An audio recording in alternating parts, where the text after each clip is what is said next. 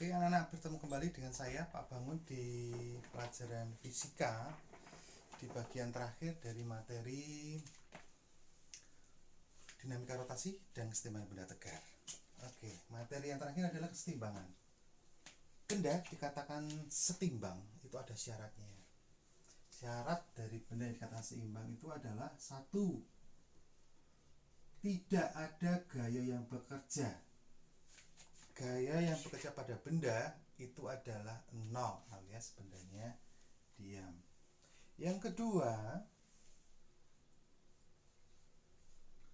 benda tidak dalam keadaan berotasi, benda tidak berputar, benda tidak mengalami rotasi.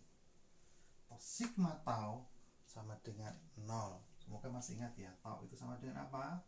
F kali L-nya ya. Jangan lupa ya. Gaya dikali lengan gayanya. Nah, jadi benda dikatakan betul-betul setimbang dalam keadaan tidak bergerak itu adalah dia tidak bergerak secara translasi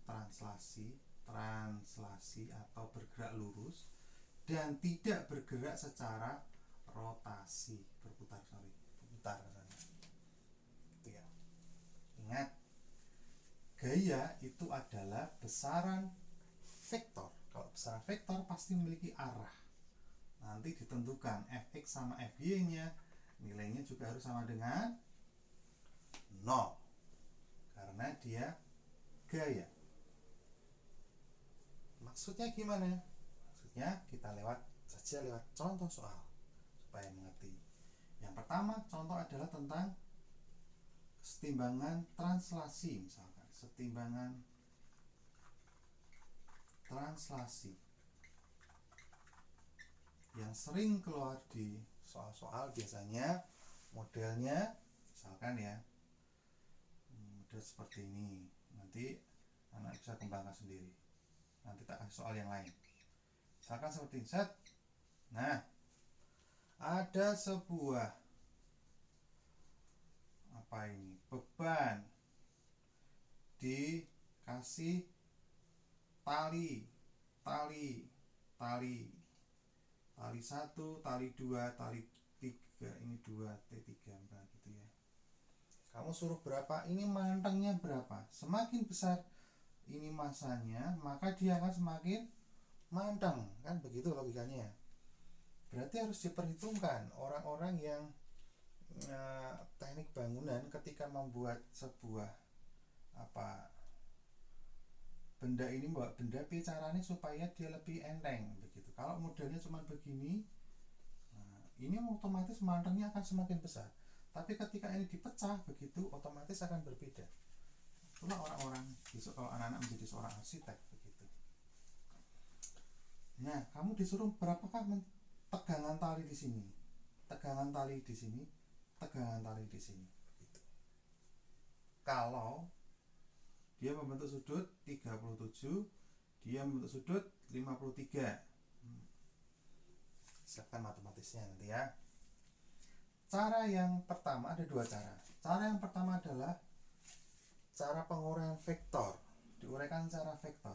Berarti ini diuraikan ke dalam sumbu X dan sumbu Y. Saya gambar ulang. Set. Ini ke sana. Ini ke sana. Ke sana.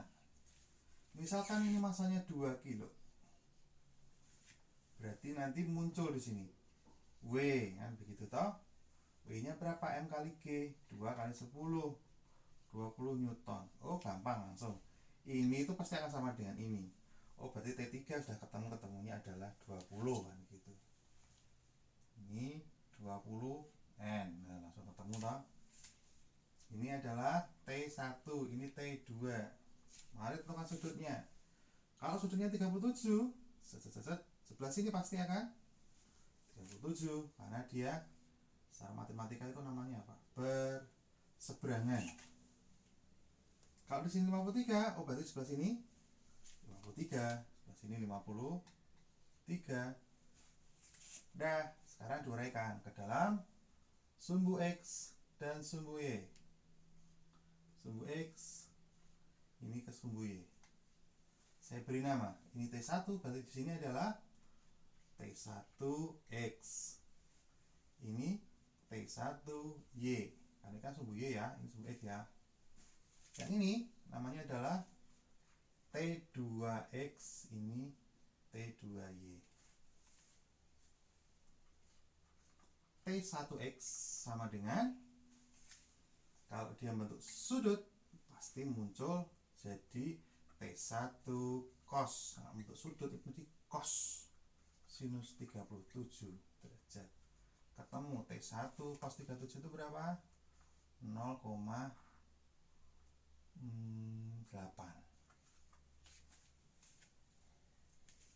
Satunya T1Y berarti T1 ini ya, T1Y. Satunya cos berarti satunya adalah sin 37. Jadi begitu. Di sini cos, di sini sin gitu. Tinggal yang nyepet mesti cos. Temu T1 sin 37 itu 0,6. T2X ketemu. T2X berapa? Ini ya, set. Berarti T2 cepet. Kalau cepet berarti apa? Cos 53 T2 kali 0,6. Yang ini T2Y ketemu di sini. Oh, berarti karena dia tidak nyepet, berarti sin T2 sin 53. Temunya T2 kali 0,6. Udah digabungkan X dengan X, Y dengan Y. Kita pakai X dulu ya.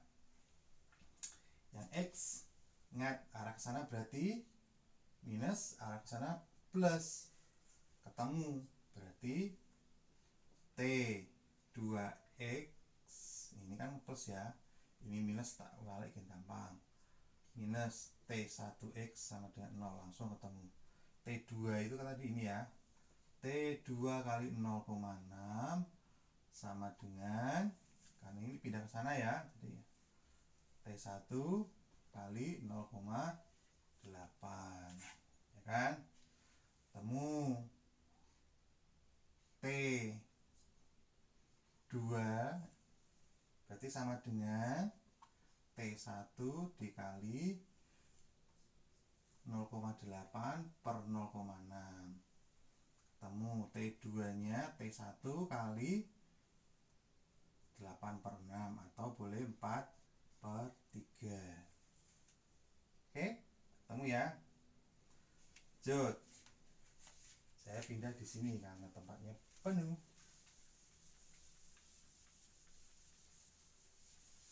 Sekarang mencari T2. Kok T2? Yang sumbu Y. Sumbu Y ini, dan ini. Ini berarti minus, ini plus, ini plus. Ya, langsung ya. Jadi T1Y ditambah T2Y sama dengan 20. Gitu toh? T1Y sama dengan nih, T1 kali 0,6 ditambah T2Y, T2 dikali 0,6 sama dengan 20. Oh, catatannya apa? Nah, ini udah ketemu T2. Jadi T1 kali 0,6 ditambah T2 diganti. T2 nya berapa itu? T1 kali 4 per 3 ya. 4 per 3 dikali 0,6 sama dengan 20. Duh, angkanya aman. Ya, gawe biar gampang. Jadi T1 6 per 10 kan gitu toh.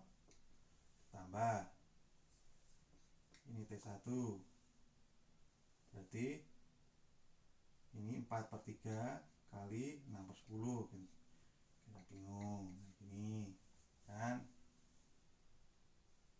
Berarti karena dia 30, ini jadiin sama-sama 30 ya. T1 berarti kali 3, 18 per 30 ditambah T1 ini kali ini 24 per 30 sama dengan 20. Ini dijumlah T1 sama ini, berarti yang ini dijumlahkan ya. Ketemunya T1 kali ini tambah ini 42 per 30 sama dengan 20. Ketemu T1 sama dengan ini, pindahin ke sana biar bingung. T1 kali 42 T1 kali 42 sama dengan 20 kali 30. Ini T1 ketemu 20 kali 30 per 42. Betul? Dibagi berapa? Bagi 6. Bagi 6 bisa ya. 6 ini 7, ini bagi 6. Oh, nggak bisa bagi 6 ya. 30. Oh sorry, salah ya.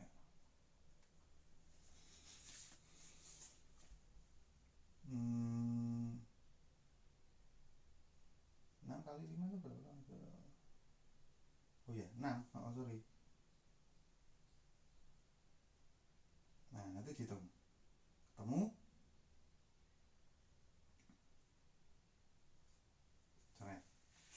20 dikali ini dibagi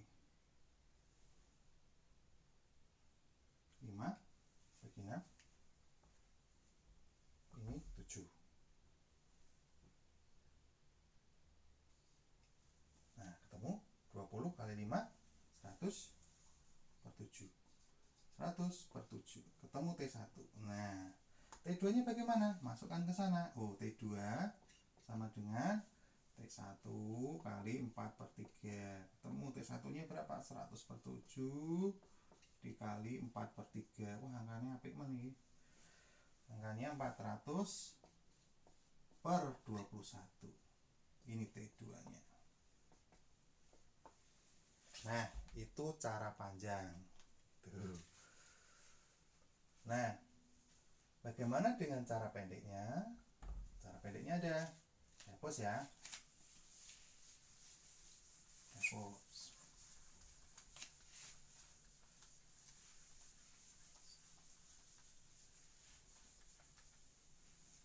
Cara pendeknya, dia gambarnya kan begini.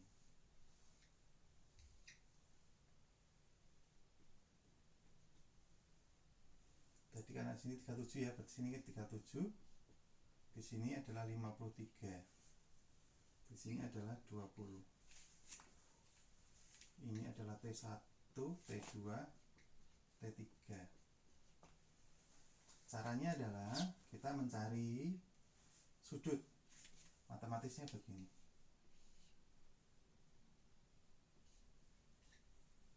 Namanya aturan sinus. Ini misalkan A, ini B, ini C. Berarti ini T1, ini T2, T3. Rumusnya menjadi T1 per sin belakangnya, ini ke belakangnya, sin C sama dengan T2 per belakangnya, sin A sama dengan T3 per belakangnya. Belakangnya berarti sin B. Oke. Nah, dimasukkan. Sudutnya tinggal dihitung. Ini berarti kalau sudutnya di sini, karena tadi 37 ya, di sini 37, berarti sebelah sini berapa? Karena dia kan mesti 90. Berarti 127. Yang sebelah sini berarti berapa? Sorry. Ya, 90. Berarti totalnya 143. Di sini berapa? Ini 37 tambah 53, ketemunya adalah 90. Oh, berarti kalau dia segini itu ada 180. Berarti sini adalah 90. Ya kan? Jadi ini 90, 143, 127. Udah, gunakan kalkulator nanti ketemu. Berarti kalau aku pengen mencari T1, berarti gunakan ini dengan ini, kan gampang, sudah ketemu. Ini kan T3 nya tadi kan 20 ya. Berarti T1 per sin C 143 sama dengan T3. T3 itu 20 per sin B sin 90. Ketemu nanti T1 nya. Set, begitu. Ketemunya kan sama. Cari T2 bagaimana? Sama, berarti ini dengan ini dikatoke. Berarti T2 per sin T2 itu 127 sama dengan 20 per sin 90. Ketemu T2 nya. Set. Cara cepat. Boleh. Apa cara yang mana?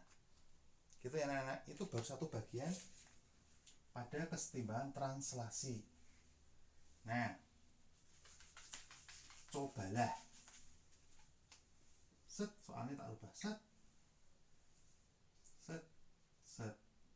Set. Nah, soalnya begini.